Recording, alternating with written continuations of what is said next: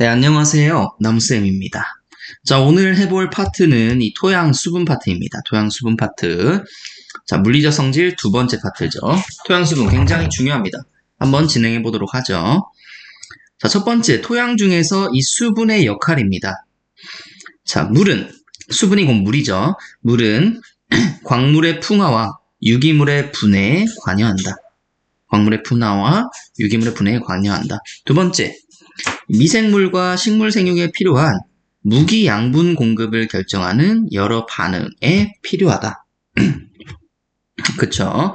뭐 가수분해라든지 아니면은 물이 운반의 역할을 한다든지 물은 굉장히 다양한 역할을 하고 있어요. 세 번째, 토양 중 양분 이동과 식물의 양분 흡수를 도와주는 용매의 기능을 한다. 자, 물이 이렇게 있다고 보면요. 물이 이동을 하잖아요. 그 안에, 물 안에 순수한 물일 수도 있겠지만 물 안에 다양한 영양분들을 포함한 채로 물은 이동을 한다는 거예요. 네, 그래서 다양한 영양분들을 이제 써야 될 때마다 이렇게 하나씩 주면서 자기 물은 쭉 이동을 해나가는 거죠. 강우 또는 관계된 물은 토양 중에 일정 기간 보유되어 식물의 흡수 이용되는 물을 보유하는 기능을 한다. 네, 그렇죠. 이제 비 같은 게 떨어지면은 토양이 이제 보관이 되는 겁니다, 말 그대로. 그리고 이제 이 물들이 다시 또 식물이 이용을 하게 되는 거예요. 이제 이용이 되고. 자, 그러면 이 물분자의 특성은 무엇인지 요거에 대해서 한번 볼게요. 물분자는 일단 이렇게 생겼습니다. 그래서 이 산소 원자 하나랑 수소 원자 두 개로 구성되어 있어요. 산소 원자 하나랑 수소 원자 두 개로 구성되어 있어요. 근데 이 각도가 얼마나냐? 약 105도 각도로 되어 있습니다. 105도 각도로 이걸 비대칭 공유결합이라고 해요. 비대칭으로 공유결합을 하고 있다. 공유결합이라는 것은 이 수소 같은 경우에는 양전하 하나가 있을 거고 수소 같은 경우에는 전자가 보통 하나 있어요. 하나 있는데 이 하나를 이 산소랑 공유하는 겁니다. 산소는 저번에 봤던 그 원소 주기를 보시면 16족이에요. 그리고 2주기 16족 원소예요. 그러니까 어떻게 되어 있냐면은 산소 같은 경우에는 플러스가 하나 돼 있고 자, 16족 8번 원소입니다. 여기에 마이너스가 두 개 있고요. 그리고 여기 하나, 둘, 셋, 넷, 다섯, 여섯 이런 식으로 전자가 배열되어 있어요. 16족이면은 최외곽 전자가 6개라고 했었잖아요. 최외곽 전자 6개 이런 식으로 이제 배열이 되어 있는 겁니다. 2주기니까 전자 껍질이 2개. 이런 식으로 이제 되어 있는데 자, 이 껍질부터는 몇 개가 있어야지 가장 안정해진다고 했어요. 여기 가장 안쪽은 2개고 그 바깥쪽은 8개가 있어야지 가장 자연스럽고 안정한 상태라고 말씀드렸잖아요. 그쵸? 근데 지금 몇 개입니까? 6개죠. 그러니까 플러스 2개가 더 필요한 거예요. 2개를 이 수소로부터 가져오는 겁니다. 수소에 있던 마이너스로 공유 결합을 해버리는 거예요. 수소도 쓰고 산소도 쓰고 수소도 쓰고 산소도 쓰고 이렇게 결합된 게 이 공유 결합입니다. 그래서 이런 식으로 돼 있고 그리고 저번에도 한번 제가 말씀드리긴 했는데 이게 전기 음성도라는 개념이 있어요. 전기 음성도. 산소는 전기 음성도가 매우 높고요. 수소는 전기 음성도가 낮습니다. 그럼으로 인해서 뭐가 발생한다고 했었죠? 그쵸? 얘가 전자를 더 많이 끌어들인다고 했었죠. 그래서 이 산소 쪽에는 이렇게 마이너스의 형태 전하가 발생이 되고 자, 수소 같은 경우에는 이렇게 플러스의 전하가 형성이 되게 됩니다. 또 이렇게 되면은 무슨 일이 발생을 하게 되냐면요. 네, 무슨 일이 발생하게 되냐면은 또 다른 이 산소, 아니 이 물 분자가 여기 또 붙게 돼요. 왜 붙냐? 얘도 마이너스 전하를 띠고 있기 때문에 산소가. 여기도 마찬가지로 산소가 마이너스 전하를 띠고 있기 때문에 플러스랑 마이너스는 서로 강한 인력이 존재하잖아요. 정전기적 인력이 존재하잖아요. 자, 여기는 또 뭐가 붙냐 그러면 여기는 또 수소들이 이렇게 붙어요. 수소들. 이런 식으로 이제 붙게 된단 말이에요. 이 정전기적 결합을 뭐라고 하냐? 이걸 수소결합이라고 합니다. 수소결합.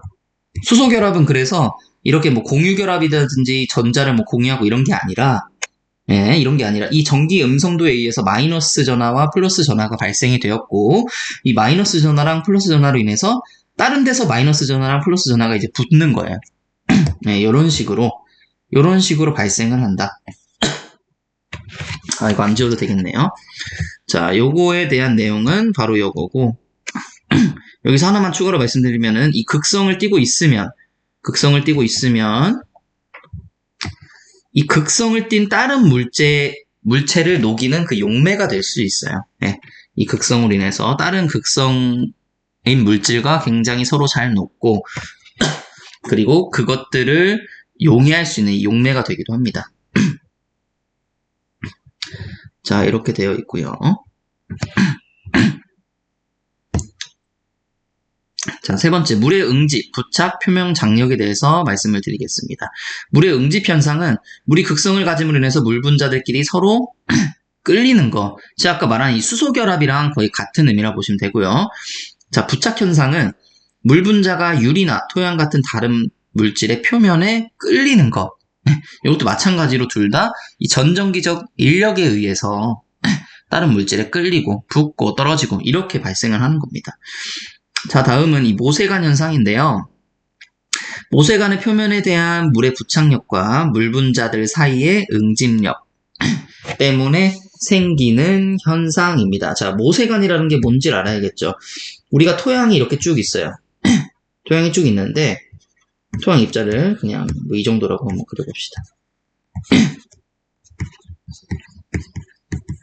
자, 그리고 식물의 뿌리가 이런 식으로 막 있어요. 이렇게 있다 보면은, 자, 이 식물로 가는 데 있어서 식물이 물을 빨아들입니다. 물을 빨아들이게 되면은 토양에 있던 수분들이 물줄기를 형성을 해요. 이렇게. 토양에 있던 물줄기들이 형성을 합니다. 이게 뭐냐? 이게 모세관이에요. 이게 모세관이고, 이 모세관이 생기는 이유는 이 물의 부착성, 아까 그 수소결합과 물의 응집성, 응집현상, 부착현상, 이런 현상들 때문에 이 모세관 현상이 발생할 수가 있는 겁니다. 그래서 엄청 밑에 있는 물들도 이렇게 쭉 끌어올릴 수가 있는 거예요. 네, 뭔 말인지 아셨죠? 모세관 높이는 모세관 반지름, 액체 밀도, 중력 가속도에 반비례하고, 그렇죠. 반비례하겠죠, 당연히.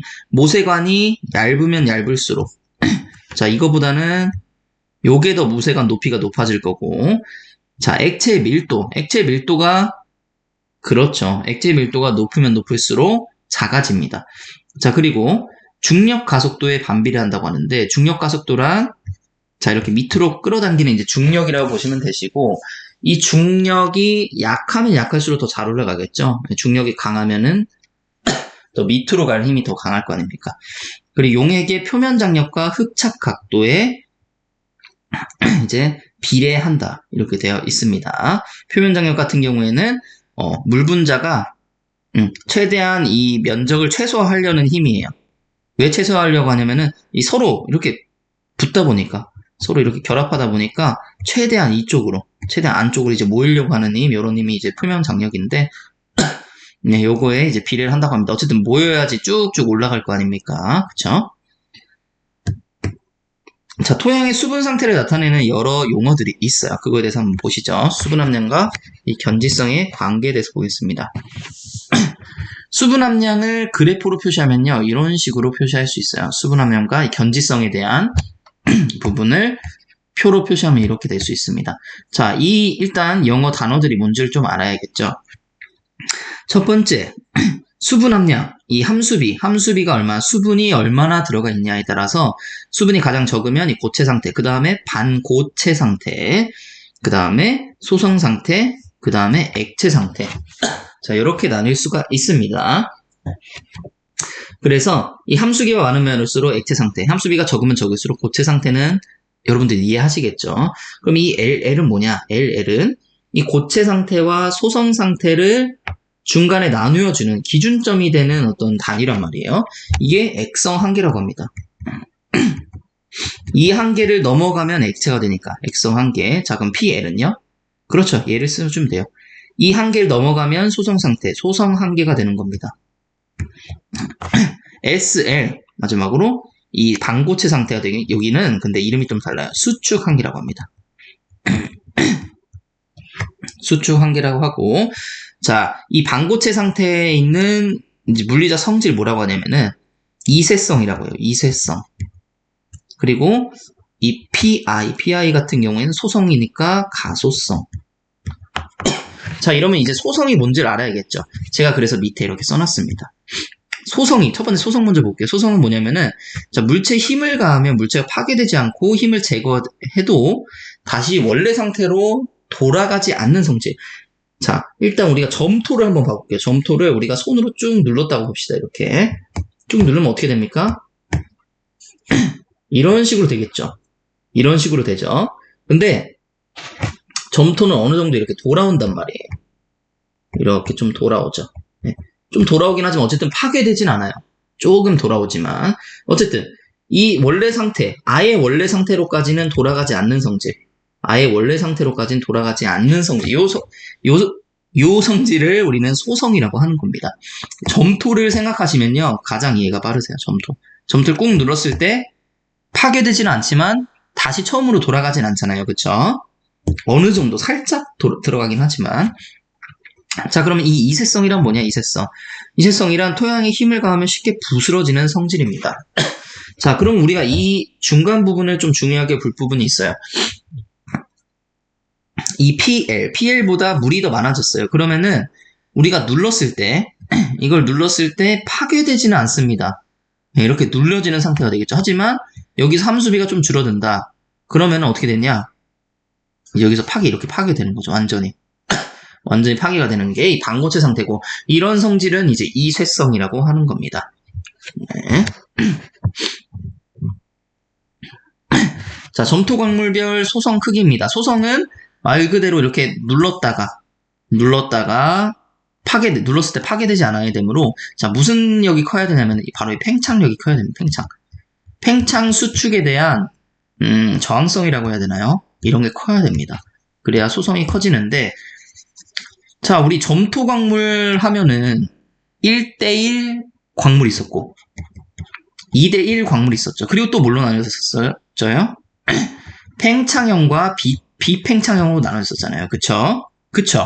이해 가시죠? 자, 그러면은 팽창형이 소성이 높겠습니까? 비팽창형이 소성이 높겠습니까? 당연히 팽창이 소성이 높죠. 팽창은 어느 정도 유도리가 있어요. 그 움직임에 유도리가 있다고 했잖아요. 자, 몬모릴로나이트 얘 2대1형이고요. 팽창형입니다. 그쵸? 자, 일라이트 같은 경우에는 1대1형이긴 하지만, 2대1형이긴 하지만 비팽창형입니다. 자, 이런 식으로 이제 대부분 여기서부터 이제 1대1이거든요. 이런 식으로 이제 소성 크기가 정해져 있다. 이런 것도 좀 알고 계시고요. 자, 소성한계, 액성한계 여기에 대한 설명드렸고, 자, 이 수분 함량을 측정하는 여러 방법들이 있어요. 수분 함량을 측정하는 여러 방법들이 있는데, 첫 번째 방법은 이 전기 저항법입니다. 전기 저항법은 어떤 부분에 이용했냐면은 토양의 전기 저항이 수분 함량에 따라 변하는 원리를 이용했어요. 전기의 저항이 수분 함량에 따라 변하는 원리를 이용했습니다. 자, 수분 함량이 많으면 저항값이 작고요. 수분 함량이 적으면 저항값이 크다. 우리가 이거 뭐라고 생각하면 되냐면은 물 묻은 손으로 전기를 만졌을 때, 물 묻은 손으로 콘센트 만졌을 때랑 아니면은 그냥 콘센트를 만졌을 때, 요거를 보시면 돼요. 우리 물 묻었을 때 훨씬 더 감전이 잘 되잖아요. 물 있을 때. 그래서 물 있을 때 전기 조심하라고 하는 이유가 바로 이겁니다. 물이 많게 되면요, 이 저항값이 작아지게 돼요. 전기가 통함에 있어서 방해가 되는 이 저항이 작아지게 되므로 우리가 굉장히 감전이 잘 될 수 있는 거죠. 요걸 토대로 이 수분 함량에 대해서 전기저항법을 만들었다. 그 다음에 이제 중성자법입니다. 중성자 수분 측정기를 이용하여 토양 수분 함량을 측정하는 방법입니다. 이것은 중성자가 물 분자의 수소 원자와 충돌하면 속력이 느려지고 반사되는 원리를 이용했습니다. 자, 그쵸? 그러니까 이 중성자란 녀석이 있어요. 중성자. 난 중성자야. 근데 자, 물 분자가 있습니다. 물 분자가 자, 이런 식으로 있어요. 이런 식으로 있었어요. 근데 여기에 수소 원자랑 충돌을 합니다. 충돌했을 때 얘가 느려지는 거. 이거를 측정한다는 거예요. 이 느려진다는 걸 측정한다는 겁니다. 그러므로 물 분자가 많으면 많을수록 이 중성자가 더 많이 충돌하겠죠.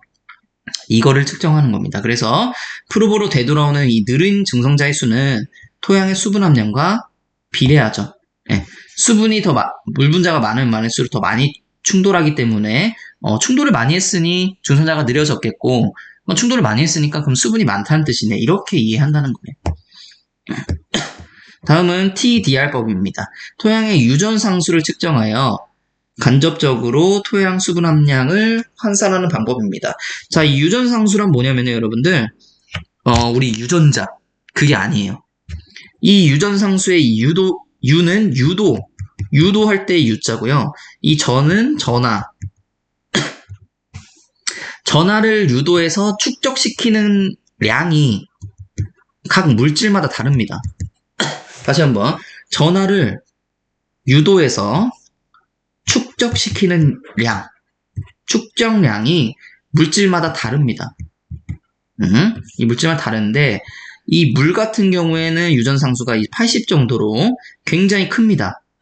물은 전하를 유도해서 굉장히 많이 축적을 해낼 수가 있어요. 그래서, 요렇게 이 TDR법을 이용해서, 유전상수가 80 정도구나. 네. 이거 물 맞네. 뭐 이런 식으로 해서 이제 판단할 수 있다는 겁니다. 자, 다음은 이 토양 수분 포텐셜이고, 이제 별로 남지 않았습니다. 좀만 집중해서 가시죠. 자, 수목 생리학 때는 수목 생리학의 수목에 대한 수분 포텐셜에 대해서 배웠고, 이번에는 이 토양 수분 포텐셜에 대해서 배우겠습니다. 사실 거의 비슷하지만 아주 약간 다른 부분이 있으므로 여러분들은 따로 이 표로 암기를 해주시길 좀 바랄게요. 토양 수분 포텐셜도 마찬가지로 중력 포텐셜, 매트리 포텐셜, 압력 포텐셜, 이 삼투 포텐셜 이렇게 네 가지로 나뉘어지게 됩니다. 중력 포텐셜은 이제 기준값이 있으면 기준값보다 위에는 플러스, 밑에는 마이너스인데 플러스 마이너스 둘 다 될 수는 있어요. 하지만 보통 이 토양 이 기준점을 0으로 잡기 때문에 이 위로는 사실 올라오지 않아서 사실 플러스 많진 않지만 어쨌든 될 수는 있기 때문에 플러스 마이너스 둘 다 넣은 거고요. 자, 다음 수분 상태는 이제 불포화, 포화 수분 모두 가능합니다. 자, 영향 요인은 이 중력 높이고요. 기준 상태가 되는 건 기준 높이를 우리가 이렇게 이 정도 이렇게 정할 수 있다는 겁니다. 자, 다음 매트리 포텐셜은 항상 마이너스 부호를 띠고 있어요. 마이너스 부호를 띠고 있습니다. 수분 상태는 이 불포화 수분 때 일어나게 돼요. 왜냐하면 매트리 포텐셜 자체가 어떤 입자가 이제 물을 끌어당기는 그런 끌어당기 힘을 보는 거기 때문에 포화 상태에서는 사실 포화됐기 때문에 물을 끌어당기거나 그렇게 할 수가 없죠. 그래서 영향요인 토양의 수분 흡착이고요. 기준 상태가 되는 것은 이 자유수입니다. 자, 압력 포텐셜은 이 플러스이고 얘 같은 경우에는 포화 수분 상태에서 일어납니다. 왜 포화 수분 상태냐? 이 압력 포텐셜의 가장 기준이 되는 압력이 이 팽압이거든요. 팽압이란 세포가 이렇게 있으면은 세포질에 있는 물들 이렇게 밀어줘서 나중에 이렇게 이런 식으로 밀어주는 이것을 팽압이라고 했었잖아. 팽압. 대신 이 수분이 포화되어야지만 이 팽압이 발생하기 때문에 이 포화 수분에서 그렇고, 자, 영향요인 적용 압력이고 기준 상태가 되는 것은 이 대기압이다. 그래서 삼투 포텐셜은 마이너스 부호를 쓰고요. 영향 요인은 용존 물질. 삼투 포텐셜 같은 경우에는 이런 비커에 물이 있다고 치면은 이 순수수, 이 물만 있을 때는 0입니다. 근데 여기에 어떤 물질들 계속 첨가되고 하면은 점점점 마이너스 값을 띠게 된다는 거죠. 마이너스 더 큰 값을 띠게 된다는 거예요. 이게 삼투 포텐셜이고요. 자, 불포한 상태인 토양 대부분의 수분 포텐셜은 중력 포텐셜, 매트리 포텐셜에 의해서 결정됩니다. 포화 상태에서는 중력 포텐셜, 압력 포텐셜이 영향을 준다. 이렇게 포화 상태일 때, 불포화 상태일 때 이렇게 나뉘어서 여러분들 알고 계시는 걸 굉장히 중요하게 생각합니다. 자, 다음은 이 토양 수분의 분류인데요. 여기서 가장 여러분 잘 알고 계셔야 될 게 이 토양 수분 항수입니다. 이 값들에 따라서 토양 수분 항수가 형성이 되는데 이 최대 용수량은 거의 포화 상태인 거고 포장 용수량은 뭐죠? 포장 용수량은 뭐죠? 최대 용수량, 최대로 들어갈 수 있는 거, 포화 용수량은 포화 상태라고 보시면 되시고, 자, 그리고 평범한 상태가 이 대기압 상태인 거고, 그리고 초기 위조점, 연구 위조점은 이건 식물의 관점에서 본 거예요. 식물의 관점에서 본 건데, 자, 초기 위조점 같은 경우에는 물을 줬을 때, 다시 활발하게 살아날 수 있는 그것을 초기 위조점이라고 합니다. 그래서 식물 잎 같은 거 말랐을 때 물 주면은, 며칠만 지나면 다시 활발하게 식물 잎이 막 탱탱해지잖아요. 그쵸? 이게 초기 위조점 상태인 거고. 근데 식물 잎이 아예 말라버렸어요. 아예 말라버렸어요. 그랬을 때 물 아무리 줘도 살아납니까? 아니죠. 그걸 영구 위조점이라고 합니다. 그때부터는 아예 살아나지 않기 때문에 이 영구 위조점이라고 말을 합니다. 그리고 여러분들 이제 중요하게 또 생각을 하셔야 될 게 가장 기본이 되는 건 뭐였죠, 지금? 이 물기둥의 높이입니다. 물기둥 높이. 예, 이 물기둥 높이 가장 기준이 되는데, 물기둥 높이를 어떤 식으로 선정을 하냐? 우리 모세관 아까 제가 말씀드렸었죠. 토양이 이렇게 있고요. 잠시만요.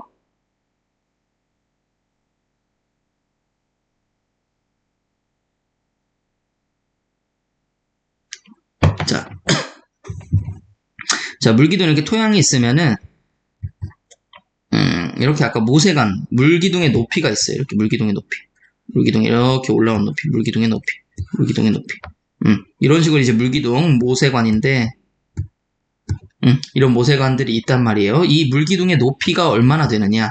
예, 요 높이에 따라서 이 PF 값이 발생이 되고, 기압이 생기고, 이제 메가파스칼 이렇게 생기고, 그 다음에 토용 수분 항수가 되는데, 수분이 많으면 많을수록 여러분들, 수분이 많으면 많을수록 물기둥 높이가 작아집니다. 자, 왜 그러냐 하면은, 예를 들어 영구 위조점 같은 경우에는 지금 15,300cm요. 15,300cm. 즉, 몇 cm죠, 이게? 15m입니다. 15m. 물기둥 높이가 15m예요. 이게 15m나 된다는 건데, 어떻게 이렇게 될 수가 있냐면은, 물이 부족하기 때문에 물을 굉장히 흡수하려는 힘이 강해요. 물이 흡수하려는 힘이 굉장히 강해서 이 물기둥 자체가 높게 형성이 될 수 있습니다. 네. 그래서 수분이 부족하면 부족할수록 물기둥 높이를 높게 형성을 할 수 있고, 수분이 많으면은 물기둥 높이를 높게 형성하지 않더라도 그냥 물을 잘 흡수할 수 있기 때문에 물기둥 높이가 높아질 필요성이 없죠, 일단은. 자, 그래서 여기서 보시게 되면은 가장 기준이 된, 가장 쉽게 볼 수 있는 이 초기 위조점 상태로 보시죠. 자, 물기둥 높이가 만입니다, 만을 우리 로그로 풀어내잖아요. 로그로 풀어내면은 이게 4예요, 4. 로그 10h잖아요. 네. 이 h가 10의 4승일 때 우리는 이 값을 4라고 합니다. 네. 이거는 대부분 아실 거예요. 대부분 아실 거지만 혹시나 모르시는 분들을 위해서 네.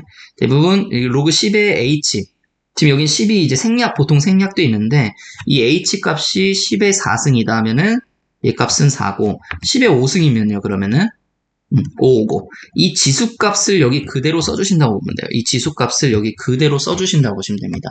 그래서 어쨌든 이 로그를 그냥 씌운 거예요. 여기다 로그를 그냥 씌운 건데 그게 이제 4가 나오고 이걸 기압으로 치면 10, 마이너스 10바입니다. 마이너스 10바. 그리고 메가파스칼로 하면은 마이너스 1.0 메가파스칼입니다. 자, 요거를 기준으로 하셔서요. 여러분들 이 위에랑 이 밑에랑 알고 계시면 되는데 자, 여기 물기둥 높이가 왜 안 써져 있냐? 이 풍건 항수 같은 경우에 왜 안 써져 있냐? 여러분들 6이면요. 10의 6승입니다. 10의 6승이면 제가 한번 적어볼게요, 그냥. 이거예요. 네. 100만 cm예요, 100만 cm. 100만 cm 만들 수 있을 것 같나요? 이건 물리적으로 일단 불가능합니다. 네. 웬만하면 불가능하기 때문에 일단 안 적어 놓은 거고요. 너무 커서 값이. 그래서 풍건함수일 때는 또 마이너스 1000바, 마이너스 100 메가파스칼. 보시면은 여기서 나누기 10 해주면 돼요. 여기서 나누기 10 해주면 이 값이 나옵니다.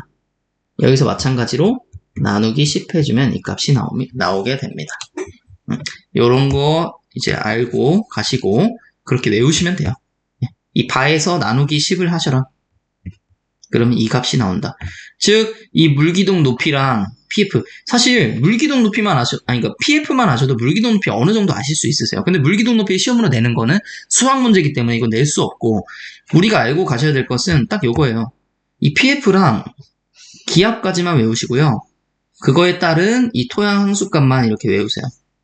그렇다고 이거를 몰라야 된다는 건 아니고, 이 기압을 알면 나누기 10만 하면은 이 메가파스칼을 알 수 있기 때문에 몰라도 되시고, 자, 이 물기동 높이는 사실 구하기가 좀 힘들고, 만약에 구한다 하더라도, 얼추 이제 값을 맞출 수 있잖아요. 4면은 10,000, 3이면 1000, 거의 가까이 되겠죠. 이런 식으로 형성이 되기 때문에, 여러분들 이렇게 알고 가시면 됩니다.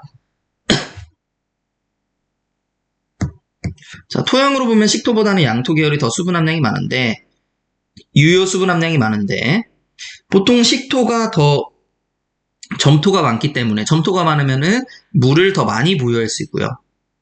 물 보유량이 많아지기 때문에 더 얘가 더 많이 유효 수분 함량이 많을 거라 생각을 하는데, 그렇지가 않습니다. 이 양토, 식토보다는 점토가 적은 이 양토가 더 유효 수분 함량이 많아요. 그거 왜 그러냐면은 식토에서 수분을 강하게 흡착 보유하기 때문입니다. 식토에서 물을 놔주질 않기 때문이에요. 식토에서 물을 놔주지 않기 때문에 그렇습니다. 그래서 이거 같은 경우에는 여러분들 한 번씩 읽어보시죠. 여기서 조금 여러분 헷갈리실 수가 있는 게, 자, 이 결합수랑 흡수수, 이것만 한 번씩 볼게요. 결합수는 이 105도씨 오븐에서 토양을 건조했을 때 토양에 잔려는 수분입니다. 식물이 이용할 수 없어요. 마이너스 1000메가파스칼 이하의 포텐셜을 가지는 수분입니다. 토양 입자 결합하여 있어 분리가 불가능합니다. 자, 흡습수란 습도가 높은 대기 중에 토양을 놓았을 때 대기에서 토양의 흡착이 죄송합니다. 대기 중에 토양에 흡착되는 수분.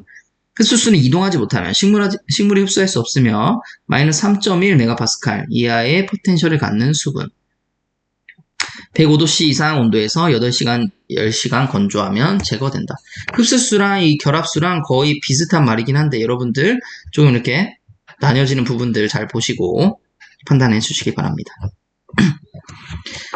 자, 그러면 이제 토양 수분 특성 곡선 이런 게 있어요. 자, 이런 게 있는데 여러분들 이런 거 보실 때 무슨 생각하냐면 이게 사실 문제 나올 확률이 굉장히 높거든요. 그러니까 이 그래프가 문제에 나오고 그 다음에 그래프에 대한 내용을 묻는 게 굉장히 많아요. 그래서 이 그래프 보는 법 혹시 모르실 분 계실까봐 제가 이것만 말씀을 드릴게요.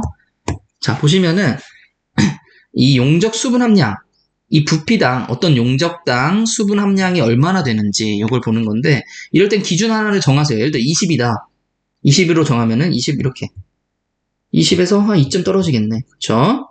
그리고 쭉 가세요. 또 2점 떨어지겠네. 쭉 가세요. 2점 떨어지겠네. 자, 보시면은 이 사토 그래프, 사토에서는 같은 수분 함량일 때 한 마이너스 8 정도 됐어요.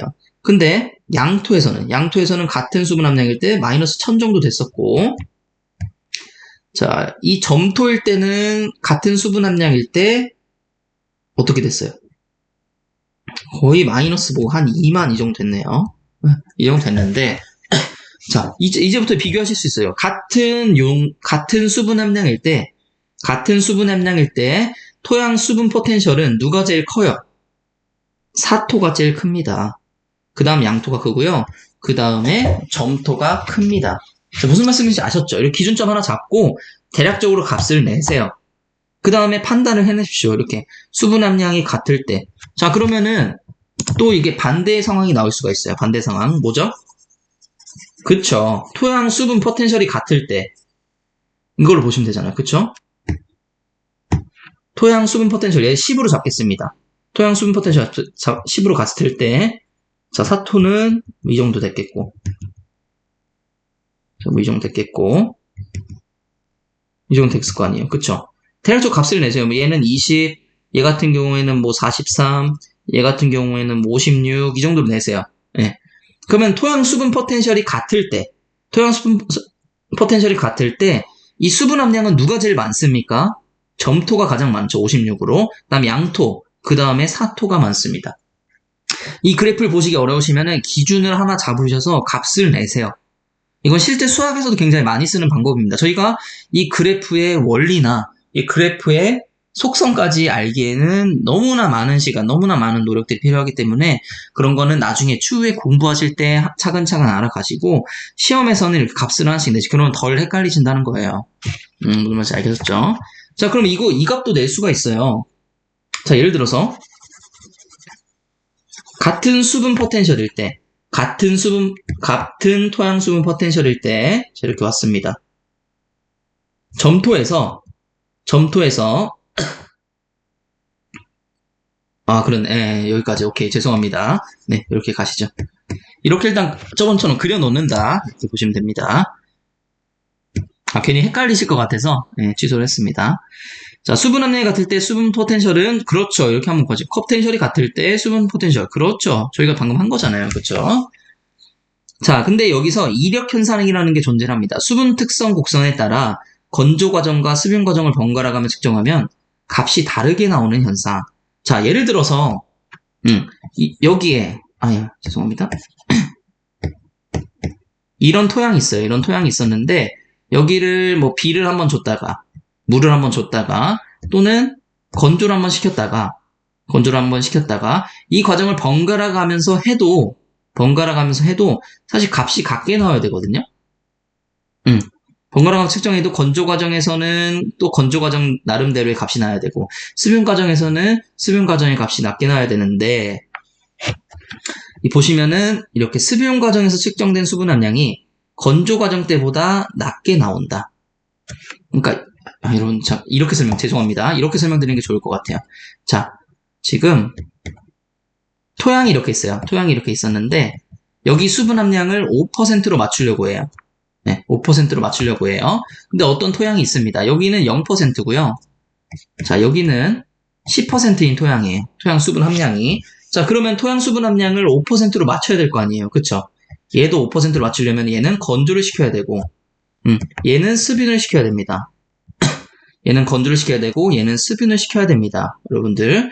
근데 이 수분 과정에서 측정된 수분 함량, 여기서 측정된 수분 함량이 이 건조 과정 때보다 더 낮게 나온다는 거예요. 그래서 이런 현상이 발생을 한다. 여러분들 여기까지만 알고 계십시오. 근데 혹시나 이 이유를 알고 싶다 하면은 이유도 적어놨습니다. 토양 공극의 불균일성, 공극 내에 잡혀있는 공기, 토양의 팽창과 수축으로 인한 토양 구조의 변화, 뭐 이런 이유들이 있을 수 있습니다. 이 수축하거나 건조하는 과정에서, 수분시키거나 건조시킨 과정에서 뭐 구조가 변한다든지 아니면 공극이 변한다든지 이런 부분들이 생길 수도 있어서 같은 토양이라 할지더라도 이게 다르다. 이렇게 보는 겁니다. 자, 다음은 이 다르시의 법칙이라는 녀석이 있는데 이 유량에 대해서 다른 법칙이에요. 유량에 대해서. 이 유량은 시간, 토주의 단면적, 토주의 수도 차에 비례하지만 토주 길이에는 반비례한다. 이렇게 알고 계시고요. 자, 포화 수리 전도도 그리고 불포화 포화 수리 전도도 이런 말이 있어요. 이게 뭐냐면은 이 수리 전도도란 말이 뭐냐면은 물이 이동하는 거. 물이 이동하는 거. 그래서 포화 상태에서 어떻게 물이 이동하냐? 포화 수리 전도도고, 그 다음에, 죄송합니다. 이거는 빠진 것 같은데, 불포화 포화 수리 전도도는 좀 이상하지 않나요, 물이? 그쵸? 이게 아마 불포화 수리 전도도일 겁니다. 불포화 수리 전도도는 불포화 상태에서의 물의 움직임, 포화 수리 전도도는 포화 상태에서의 물의 움직임을 이제 나타냅니다. 포화 상태일 경우는 점토 함량이 많은 토양의 수리 전도도는 낮고요. 사토처럼 대공극이 많은, 즉 모래가 많으면 대공극이 많잖아요. 거기서 숭숭숭 빠져나간다는 거예요. 증력수로. 수리 전도도가 높다는 겁니다. 자, 불포화 토양의 경우 포장 용수량보다 수분 함량이 낮아지면, 제가 아까 포장 용수량에 대해서 말씀 한번 드리긴 했는데 이걸 포화라고 보시기엔 좀 그런 게, 아까 포화라고 말씀드렸는데 포화가 아니라 포장 용수량이란, 자, 제가 한번 설명을 드릴게요. 자, 토양이 이렇게 있습니다. 토양이 이렇게 있어요. 토양에 물이 아예 꽉 차 있어요. 아예 꽉 차 있으면은 이건 포장 용수량이 아니고요. 이건 최대 용수량이고, 여기서 중력수만 빠져나간 겁니다. 중력에 의해서 중력수만 빠져나간 거. 중력에 의해서 빠져나가고, 그 다음에 이제 유지되고 있는 요 토양에 있는 이 함수량을 우리는 포장 용수량이라고 합니다. 즉 중력수만 빠져나가고 남은 함수량을 포장 용수량이라고 합니다. 이 포장 용수량 상태보다 수분이 낮아지게 되면은 식토가 사토보다 수리 전도도가 높아진다. 자, 이런 부분들은 한번 외워주십시오. 즉 물이 조금씩 부족하다 보면 이 식토가 사토보다 조금씩 더 높아진다는 거예요. 이 수를 전도도가요. 자, 불포화 상태에서의 물의 움직임. 불포화 상태란 포화되지 않았다는 상태죠. 불포화 상태에서의 물의 이동은 포화 상태의 물의 이동보다 훨씬 느리다. 그렇죠. 포화 상태는 꽉꽉 차 있으니까 중력수에서 쫙쫙쫙 빠져나가잖아요. 그쵸? 자, 불포화 상태에서의 수분 이동은 중력 포텐셜, 매트릭 포텐셜에 영향을 주는데 대부분 중력 포텐셜보다 이 매트릭 포텐셜이 더 중요하게 작용한다. 이 불포화 상태라는 것 자체가 이미 중력수로 빠져나간 후이기 때문에 중력 포텐셜 영향도 서서히 받겠지만 대부분 이 토양 입자에서 끌어당기는 힘인 이 매트릭 포텐셜이 더 중요하게 작용을 한다는 겁니다. 자, 디귿, 토양 입단 구조가 잘 발달한 토양은 잘 발달하지 못한 토양에 비해 대공극을 잘 형성하고 높은 수리 전도도를 보이게 됩니다. 입단 구조가 발달하면 굉장히 물리성이 좋다는 거예요. 자, 여기까지 물리적 성질에 대해서 말씀을 드렸습니다. 그래서 제가 말씀드린 것은 사실 물리적 성질 중에서도 정말 중요하고 시험에 나오는 것들만 이렇게 가져온 거예요. 그 나오는 것들도 제가 간추려서 줄거리만, 그러니까 중요한 부분만 가져온 거기 때문에 기본서 한 번씩 더 보시면은 제 생각에도 좋을 것 같습니다. 네, 제 거를 봐도 관계는 없지만, 네, 기본서를 보시면은 조금 더 좋지 않을까 이런 생각이 있고요. 자, 이제 다음 시간부터 더 중요한 이 토양의 화학적 성질에 대해서 배워보도록 하겠습니다. 자, 오늘도 고생하셨고, 제 강의를 들어주셔서 정말 감사합니다.